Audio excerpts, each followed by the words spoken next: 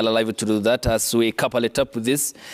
The establishment of the task force that is set to review the competency-based curriculum. Yesterday, the president talked about it at length and appreciated the significance it bears on the education sector in the country. And then we had the stance by the former government of President Uhuru Kenyatta and the education minister, Professor George Magoha, who said CBC is here to stay. Yeah, just one quick rejoinder to what Muduma is highlighting there, then I'll come to this. You know, what is interesting is that if you just improved efficiency in government, you know, we have this corruption, and it is in different layers, like Gabriel has highlighted there. We have fiscal indiscipline. Correct. Itself is corruption, where you know, 45% nationally of the money being spent is not in any budget. Exactly. So it starts from there. Then you have direct theft. Then you have value for money. Let me put it in simple English. Value for money is, you can't see that corruption, but it's a situation where somebody is contracted to do a 1 billion job that could have been done for 250,000. If you just cleaned up that system, this gobbles up, you know, between 70 to 80% of our expenditure, actually. So the only money that we actually spend on things that we can value is actually less than 20%. Let's come to CBC. And again, on this one, my position on CBC has been known in public. I first don't think CBC actually went through the rigors of public participation that is expected. But a few points. I think we need to look at the entire education sector. And from Kibaki's time going into Uhuru till now, I feel we're doing too much. In terms of changes. We're causing too many changes at the same time in the education sector. And that is collapsing the entire sector. Forget about the CBC. We introduced free primary, then we introduced free secondary education, then we shifted focus from universities to TVET and so on. And if you look at this sector, everything from preschool to primary school to high school to universities have problems. There is no single part of it that we are saying is functioning. I want to make a very important point here, that one, when we were growing up, actually Kenya's public education system was reliable. If you're a bright child, you could go to school and your future was guaranteed. Correct. That we can no longer say.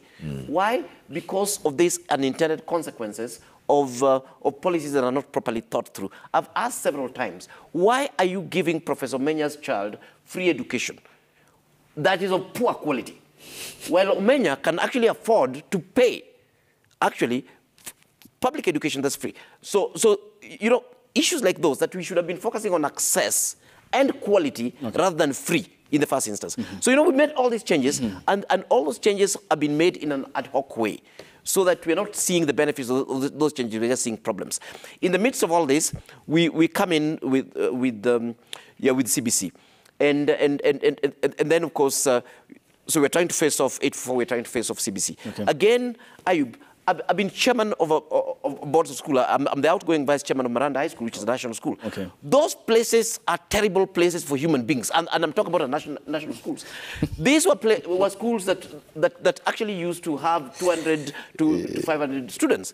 Now, they actually have, Miranda has almost 3,000 students. Wow. With the same facilities. The school that I went to, Alliance High School, when we were in that school, we were only 500 of us. Now it's 2,000.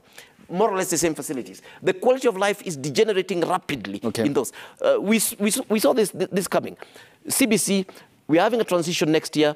You're saying we need a double transition. These secondary schools that have no capacity now to take on the 844, you are going to give them a double intake in January.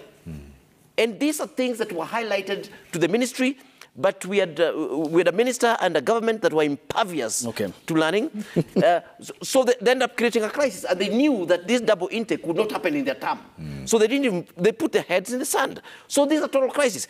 You see, because you're going to double, and mind you, it is going to be a double intake, because you have the class 8s, and then the following and class 6s. The following year, you have class 6s again in these same schools with the same infrastructure that we're actually talking about. Okay. So yes, the way DP handled this, I think, is a correct thing. That we have a big crisis, and that crisis, we don't even know how we are going to solve it. So the best is to have the reboot the system. Thank you. Have the task force. Okay. Let them consult again. Let them rethink. And then we see how to get ourselves out of this dilemma. Because, mind you, we already have 6 years. Children who have been in the system for 6 years. Okay. So we have to think about what to do about them. Okay. We have the terrible issue of the double intake. Thanks, Prof. Yes. Okay. Gabriel, your final remarks here. In under 2 minutes' time, going forward, will this address the concerns that were raised by stakeholders? Yeah, you see, very quickly, and I'll take you back to when the then Cabinet Secretary, Madam Amina Mohamed, had an issue, not with the system itself, but with the stakeholder engagement. And I think I can, literally say that we should not scrap CBC, in my own opinion.